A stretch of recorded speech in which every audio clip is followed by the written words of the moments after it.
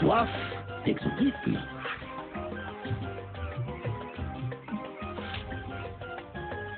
Nouvelle Slim Can 25 centilitres. Savourez de l'exotisme en boîte. Booster Pina Colada, maintenant également disponible en slim. L'abus d'alcool est dangereux pour la santé, à consommer avec modération.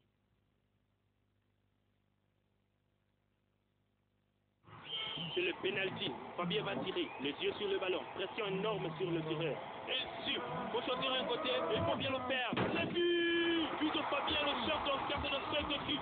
Et c'est la victoire dans la finale de la Coupe. Il n'y a pas de football sans 33 Export. 33 Export, supporter numéro 1 du football.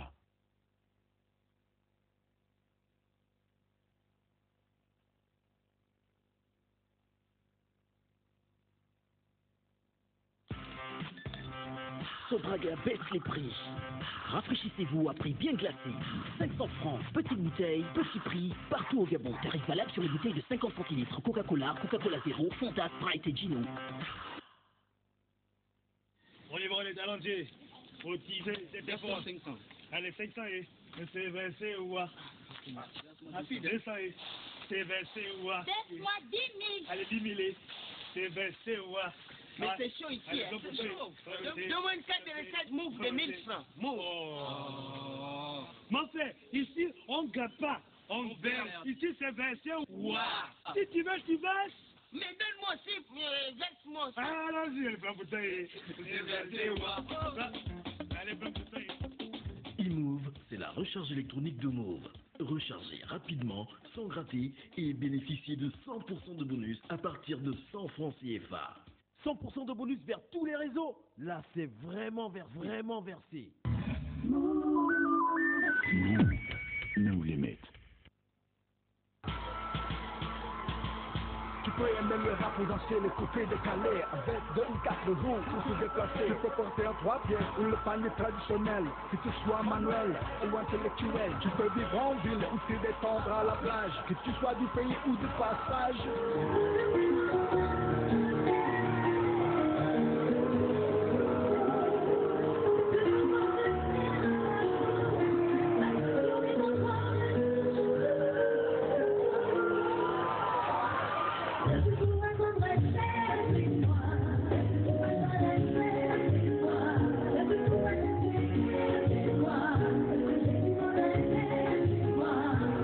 Castelbière a été heureux de vous accompagner pour la fête de la musique 2015. Castelbière, One People, One Beer.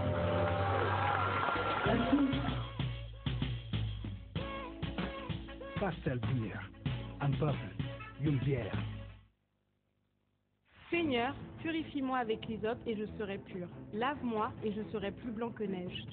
Depuis l'Égypte, Dieu dit à Moïse d'utiliser l'hysope pour purifier les habitants de son peuple. L'hysope est aussi utilisé pour la protection de votre foyer, votre appartement et pour vous purifier en toutes circonstances. C'est aussi une plante thérapeutique. Et oui, plantez votre arbre à partir de 6200 francs CFA. Nos points de vente, Cathédrale Sainte-Marie, Séminaire Saint-Jean, Mbolo, Maxi Cadeau. Infoline 07 32 42 82. L'hysope à tout prix dans le sang du Christ. Le sang du Christ.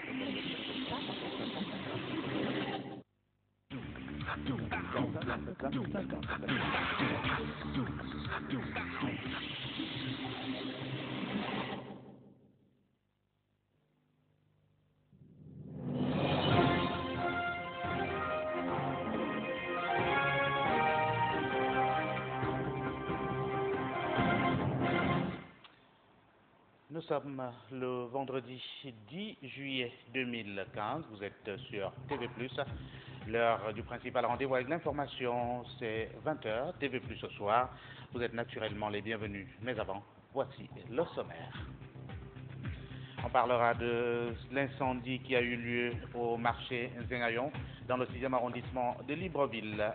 Un incendie qui a ravagé plusieurs magasin. Plusieurs semaines après, nos reporters sont repartis sur les lieux pour constater l'état d'avancement des travaux. Les travaux qui avancent très rapidement au point qu'on peut également s'interroger sur cette rapidité où ont été trouvés les fonds. De tout cela, nous en parlerons dans ce TV+ ce soir. Et les questions de route dans le 6e arrondissement de la capitale gabonaise, on en parlera encore pour constater la dégradation inquiétante des voies dans cette partie de la capitale gabonaise. Nous verrons avec les usagers le calvaire qui est le leur depuis plusieurs années déjà, alors même que les travaux avaient été engagés, travaux abandonnés par la suite. Le volet dossier, lui, sera consacré à l'éducation, des problèmes d'éducation. On en parle encore. Il sera question de vérifier les centres d'examen, de constater si effectivement l'organisation tiendra les défis, du moins avec ses revendications dans le secteur de l'éducation. On en parlera et ce sera, comme nous le disions, le dossier de ce TV+ ce soir. Une fois de plus, merci de toujours accorder la confiance en la télévision du futur et vous êtes naturellement les bienvenus une fois de plus. Rendons-nous d'abord dans le 6e arrondissement de la capitale gabonaise. Vous vous souvenez, il y a quelques semaines, de cet incendie d'une violence inouïe qui a ravagé pas mal de magasins dans cette partie de la capitale gabonaise. À ce jour, les travaux de réfection de ces magasins ont pu avancer, mais avancer suffisamment de manière rapide au point que nos reporters sont repartis constater. Arnaud Manza, qui était en compagnie de Bettines Nakoso. On se souviendra de ce jour noir dans le 6e arrondissement de Libreville, le 2e incendie du genre sur le même périmètre. Un mois plus tard, les propriétaires des magasins emportés par les flammes procèdent actuellement à leur réhabilitation. Les ouvriers, comme on le voit, sont à pied d'œuvre pour qu'au plus tôt le magasin soit livré. Vite calciné, vite ressorti de terre, tout en espérant que la construction va pour cette fois-ci tenir compte des installations anarchiques des câbles électriques, souvent auteurs des incendies, comme l'aura constaté le maire en charge des marchés le jour des flammes. Selon les explications qui m'ont été données, qui est dû aux travaux que ces Libanais-là y font et les installations anarchiques. Parce que ce n'est pas la première fois qu'il y a un incendie ici. C'est ce magasin qui avait d'abord brûlé. Alors j'ai demandé à ce que les réflexions soient faites par eux-mêmes, puisque l'origine de l'incendie, c'était les installations anarchiques. Également aussi, c'est la même chose. Ils faisaient des soudures en haut. Vous voyez la soudure à l'arc. Ça projette le feu. Et puis, plus bas, il y a des cartons, il y a bien de choses qui sont facilement enflammables. Et c'est ça l'origine de l'incendie.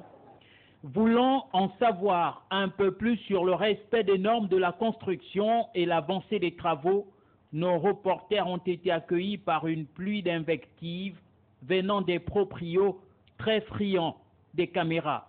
Reste à espérer que ces travaux subissent le contrôle de l'hôtel de ville aux fins de parer à un éventuel incident.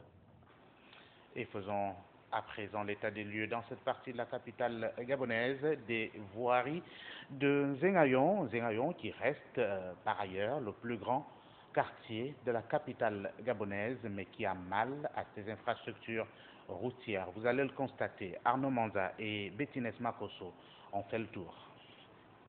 Ici, tout est aux couleurs de la poussière, telle une zone reculée du pays. Mais nous sommes bien en capitale gabonaise, dans le 6e arrondissement de Libreville, où le réseau routier laisse à désirer. De l'hôtel de la Canne au quartier Fin-Goudron, la route se transforme en un parcours du combattant pour les automobilistes. La voie menant à Montalier en passant par la mosquée, en proie à des réhabilitations sans résultat probant, sinon abandonnées. On aurait dit que les travaux ne verront plus jamais le jour ici. Pendant que le pourrissement fait son travail, les autorités multiplient les discours inondés de promesses sans jamais prendre corps, sinon procéder à des travaux de réhabilitation éphémères, le plus souvent en période de la calculatrice électorale. Le 6e arrondissement, c'est plus de 600 km de routes à bitumer À ce jour, la réalité sur le terrain est en porte-à-faux avec les rapports glanés ici et là. Les médias, dira-t-on, auront crié longtemps dans le désert, seulement lorsque les faits sont têtus, ces derniers, conscients de leur mission, ne tariront pas de dénonciation quant aux dégradations des routes observables dans la capitale politique du pays. Car si le développement s'accompagne des voies de communication dignes de ce nom, c'est dire que l'on est encore loin du compte. Mais le cri de détresse des habitants de Nzeng Ayong est clair, ils veulent des routes praticables en toute saison. Et les populations espèrent, bien entendu, que la Direction générale du budget et des finances publiques pense évidemment à ce patrimoine public également, patrimoine public, les routes, bien entendu, que l'on peut évidemment classer dans cette catégorie. Et nous allons à l'intérieur du pays, dans la province du Haut-Luntem, pour parler de cette grève des agents du lycée technique au bien de cette partie du Gabon, Oyem, chef-lieu de la province du Haut-Luntem, ces agents qui revendiquent le paiement des primes. Retrouvons Francis Obam et notre correspondant dans la province du Haut-Luntem. Grogne des agents de la main-d'œuvre non permanente du lycée technique Bernard Obiang d'Oyem dans la province septentrionale, à l'origine le non-paiement de la PIP, prime d'incitation à la performance de 2014. On parle le problème de PIP de premier trimestre, deuxième et troisième et le quatrième. Et c'est ça qui a fait en sorte qu'au jour d'aujourd'hui, on demande à les autorités compétentes de chercher à voir où se trouve notre position. Quelle est notre position au jour d'aujourd'hui? Parce qu'on travaille, on ne grève pas. Il n'y a pas de grève chez nous. Nous, on travaille. Et tout le monde voit comment on travaille, le travail qu'on est en train d'effectuer sur le terrain. Et c'est ça qui nous fait en sorte qu'au jour d'aujourd'hui, on demande. Et quand on demande, on nous dit que c'est au tri. C'est au tri, c'est au tri. Est-ce que le tri va jusqu'à 1 an? C'est notre question. Nous sommes aussi étonnés que toutes les autres administrations prennent la PIP en question. Mais chez nous, au lycée, rien qu'une fois. Et une fois là, tout le monde n'avait même pas perçu. Ah. Donc, voilà le deuxième qui arrive. Subitement, on amène un seul nom qu'on trouve dans la liste pour le deuxième PIP. Donc, nous sommes mécontents. Nous sommes mécontents, on ne peut pas être content de ça parce que là où tout le monde a en bénéficié. Et ils sont comment et nous sommes comment? Malgré les explications données par le proviseur du dit établissement, ces derniers ne comptent pas lâcher de l'Est. Ils exigent que la PIP leur soit payée, c'est-à-dire la détermination de ceux-ci à obtenir gain de cause. Il y a également les conditions de travail qui sont décriées par ces mêmes agents qui travaillent au lycée technique Obiang d'Oyem. Au lycée technique Bel-Air Obiang d'Oyem, les travailleurs de la catégorie de la main-d'œuvre non permanente exercent dans des conditions exécrables, absence de débroussailleuse, manque de combinaison. Aussi sont-ils obligés d'utiliser les machettes qu'ils achètent eux-mêmes ainsi que des bottes et élégants pour se protéger. Nous travaillons dans les conditions, disons, défavorables. Je dirais défavorables parce que jusque-là, vous voyez, nous sommes encore à la machette. Nous travaillons de manière rudimentaire parce que dans les autres institutions telles qu'à l'Excellence, en Guébambé-Calais, nous voyons que là-bas, ils ont des machines. Or, tout le personnel de la main-d'œuvre non permanente a des machines. Ils ne travaillent plus à la machette. Mais au niveau du lycée technique ici, bien sûr qu'il y a peu de machines, je pourrais dire 2 machines, mais qui ne nous suffisent pas sur un personnel de 19 personnes dans la main-d'œuvre non permanente. C'est tout comme aussi je peux intervenir pour les secrétaires, les ménagères qui sont surtout au niveau de l'administration. Elles aussi, elles sont confrontées dans le même problème, c'est-à-dire pas de tenues vestimentaires, c'est-à-dire blouses et autres, ainsi de suite. Bon, voilà à peu près ce qui nous paraît un peu défavorable. Si on n'est pas bien vêtu, si on n'avait pas ni bottes ni combinaison, quelqu'un peut peut-être quelqu'un peut se faire mordre par une vipère. Voilà pourquoi nous voulons des mesures fiables, des mesures de sécurité, c'est-à-dire les bottes, les combinaisons, les gants, tout ce qu'il faut pour que le travailleur travaille dans les conditions favorables. Voilà une situation qui ne devait pas laisser insensibles les responsables de l'enseignement technique. Un regard sur le problème serait nécessaire. Et revenons à Libreville pour poser le problème de petits jobs de vacances, comme on les appelle assez souvent, que recherchent évidemment les enfants en vacances scolaires. Comment cela se passe à Libreville, notamment dans les différents quartiers? Nathalie Oquet et Edgar Nzé ont mené une enquête. Voici le reportage. En cette longue période de vacances, de nombreux jeunes scolarisés prennent des initiatives en vue de ne point développer des vices en cette longue période. Dans les quartiers de la commune, c'est la débrouillardise qui prévaut à défaut de décrocher un petit boulot dans les grandes entreprises. Beaucoup exercent donc comme tâcherons dans les chantiers de la capitale. Je fais un peu presque tout, quoi. C'est comme ils demandent. On a besoin de moi, mes grands frères. Un peu ça. Un travail de peinture. C'est mon deuxième bricot. Là, je pointais à 5 000. Savon, parfum et tout. Ce sont des jeunes des quartiers derrière l'école normale, derrière la prison ou encore ceux du 6e arrondissement qui s'attellent à décrocher des petits boulots temporaires. Les sommes d'argent engrangées sont minutieusement économisées pour les différents besoins de ces derniers, à savoir les besoins élémentaires tels que la toilette, le vestimentaire ou encore les loisirs. L'information, c'est également à l'intérieur du pays. Allons-y dans la province de Langounié et plus précisément dans le regroupement de villages d'Ikoutou. Là-bas, c'est le chef de ce regroupement de villages qui aurait été simplement limogé du fait d'un malentendu lié aux élections dans notre pays, ce qui aujourd'hui poserait problème.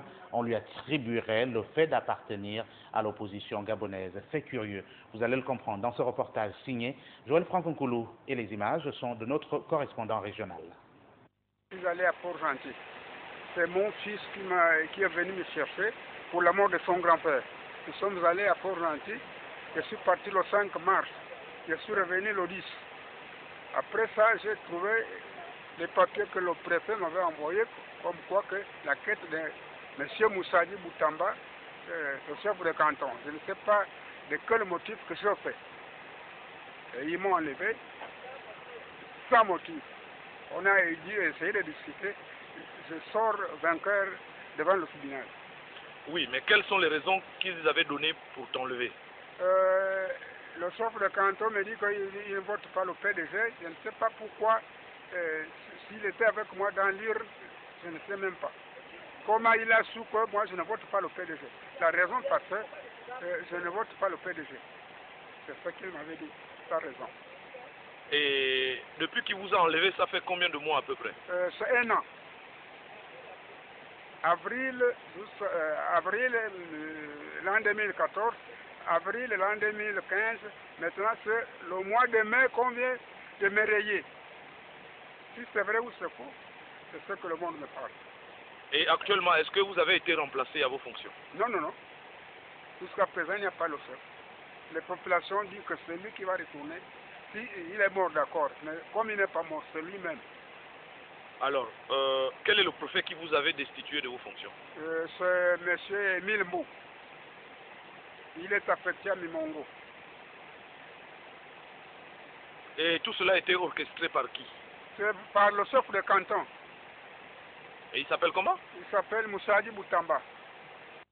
Voilà une situation rocambolesque plutôt dans cette partie du Gabon. Une éviction d'un chef de regroupement de village du fait de son appartenance politique, fait curieux, mais pas forcément étonnant en République gabonaise. Restons dans cette partie du Gabon pour parler des questions d'éducation. Justement, au lycée Jean-Jacques Boucavel, l'heure est aux préparatifs pour les examens de fin d'année. Joël Franconcoulou. Ils sont plus d'une centaine de candidats à participer aux épreuves du bac et du BPC blanc au lycée Jean-Jacques Boucavel et au lycée de l'excellence de Mouila. Occasion pour les différents responsables administratifs de ces différents établissements de permettre à leurs candidats d'être prêts les jours J. À ce moment, nous sommes en train de déclencher sur l'épreuve d'éducation physique et art. Et nous avons très bien commencé depuis mardi. C'est vrai qu'il y a quand même quelques manquements, mais on essaie de joindre les deux bouts pour mieux organiser cet examen. Il y a eu quelques absents qui ont été très vite palliés par votre collègue. Le secrétariat s'est devenu pour pouvoir pallier ces absences liées à certaines situations ponctuelles. Mais dans l'ensemble, ça se passe bien. Nous avons mis tout en œuvre pour que ça se passe bien. Les professeurs sont de corriger. Là, actuellement, les élèves sont en train de passer l'oral d'anglais. Je crois que tout se passe bien. Lundi, on aura les résultats. Toujours pour les organisateurs de ces examens blancs à Mouila, tester non seulement le niveau de leurs différents candidats, mais aussi de leur permettre d'être mis en conditions réelles d'examen. Reste maintenant à ces différents candidats de tout mettre en œuvre dans l'optique de mieux représenter non seulement eux-mêmes, mais aussi leurs différents établissements. Et la fin de l'année scolaire 2014-2015 qui a sonné dans le 6e arrondissement de la capitale gabonaise et précisément à l'école publique d'Nzengayon 1. Là-bas, c'était la cérémonie de remise des bulletins. Francis Obama. Dans les établissements du primaire et du secondaire du secteur public, les responsables ont procédé CDG à la remise de bulletins de notes aux élèves. À l'école publique de Nzerayon 1, les parents se disent satisfaits des résultats obtenus par leur progéniture, même si l'année a connu des perturbations. Je suis là à récupérer les bulletins de mes enfants. C'est bien normal. J'ai fourni tous les efforts pendant les 9 mois et je viens récupérer ce que les enfants m'ont aussi produit. Bon, je suis satisfait. J'ai 2 enfants, ils passent en classe supérieure. Le fonctionnement, on ne peut pas dire que c'était ça, parce que le plus souvent, Nzayon 1, on a toujours fait, même si les autres apprennent, mais Nzayon 1 a toujours des grèves. On ne sait pas pourquoi l'établissement là est comme ça. Donc c'est un peu le constat qu'on a fait ici. Il y a d'autres qui apprennent, mais ici, le plus souvent, c'est comme ça. Donc, bon, qu'est-ce que vous voulez? On est en fin d'année sur le Gabon. Hein. Je suis venue prendre les bulletins de ma fille. Elle a gagné et je suis contente. Pour la directrice de l'école, le bilan est mitigé du fait des perturbations enregistrées, non sans reconnaître les efforts consentis. Mais écoutez, le bilan il est mitigé. Mitigé d'autant plus qu'il y a eu des soubresauts dans le monde de l'éducation, nous le savons tous. Donc voilà. C'est vrai que d'une certaine façon, d'aucuns diront que les objectifs ont été atteints parce que les enfants sont arrivés au terme de l'année. Mais nous savons tout de même qu'il y a eu effectivement, comme je disais tantôt, des mouvements, des grèves à répétition qui ont, ma foi, entaché le bon déroulement des activités. Cela dit, on peut considérer que les objectifs ont été partiellement atteints et on va simplement exhorter les parents, à avoir un œil très regardant pendant les vacances. Des incidents qui interpellent enseignants et autorités du ministère de l'Éducation de trouver enfin un terrain d'entente afin d'éviter que pareille situation ne se répète l'année prochaine. Et c'est effectivement dans le secteur éducation où nous sommes allés chercher le dossier de CTV+ ce soir. On le sait, il y a un peu plus de 24 heures, le ministre de l'Éducation nationale, Ida Assonoué Reteno, qui recevait justement les acteurs du secteur éducation qui sont naturellement impliqués dans l'organisation des examens nationaux qui doivent débuter dès lundi prochain pour le compte du brevet d'études du premier cycle. Voyons ce qui a bien pu se dire au cours de cette rencontre. Bertline Bengon. Le ministre de l'Éducation nationale a présidé il y a quelques heures encore une réunion avec les principaux acteurs impliqués dans la mise en œuvre des examens nationaux. On parle là des directions générales des examens et concours et de l'enseignement normal. Il s'agissait au cours de cette rencontre de s'assurer de l'effectivité des mesures prises pour un bon déroulement de ces examens dans la sérénité, alors même que plane toujours la menace d'un boycott brandi par certains enseignants membres de Dynamique Unitaire. Le ministre aurait, dans ce cas, rassuré qu'il n'y a aucune crainte à se faire à ce niveau.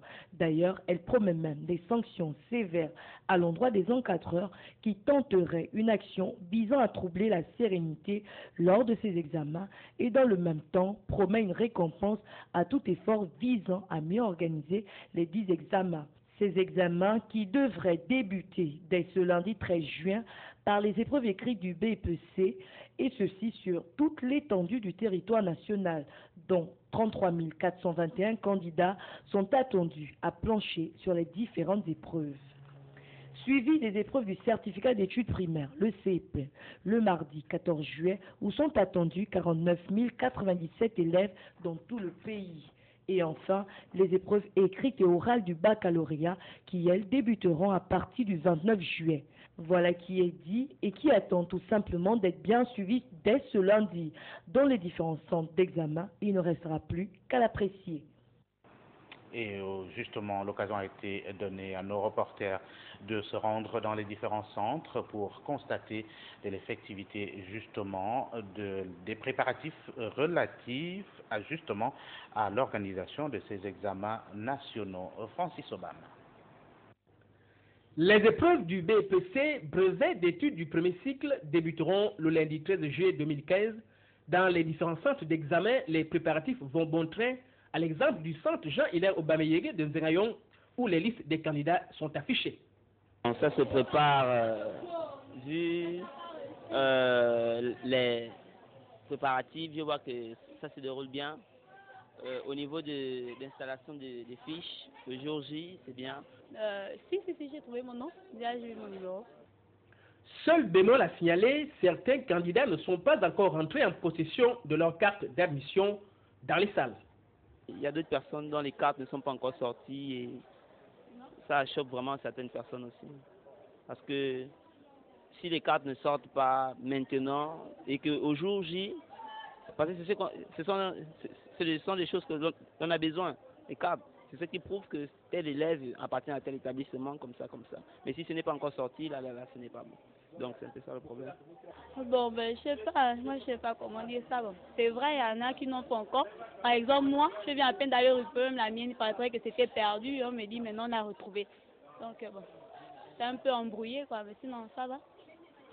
S'agit-il d'une mauvaise organisation de l'examen ou un simple incident qui, l'on espère, sera réparé d'ici là, que ceux habilités à l'établissement des cartes fassent le nécessaire pour permettre à tous les candidats de concourir? Il y a tout de même des inquiétudes à ce niveau, alors même que tous, vous le savez, il y a eu des perturbations durant cette année scolaire 2014-2015. Quelle est donc la réaction de ceux qui évidemment revendiquaient, notamment les enseignants? Quelle est leur position aujourd'hui? Nathalie Oké. Plus que 72 heures avant le démarrage officiel des examens nationaux, conformément au calendrier du ministère de l'Éducation nationale, le BEPC est l'un des premiers examens que les candidats affronteront dès ce lundi. De l'autre côté, on constate que les bons de caisse et les salaires de nombreux enseignants seraient encore détenus de façon illégale. En fait, dans quel climat seront donc finalement organisés ces examens de fin d'année?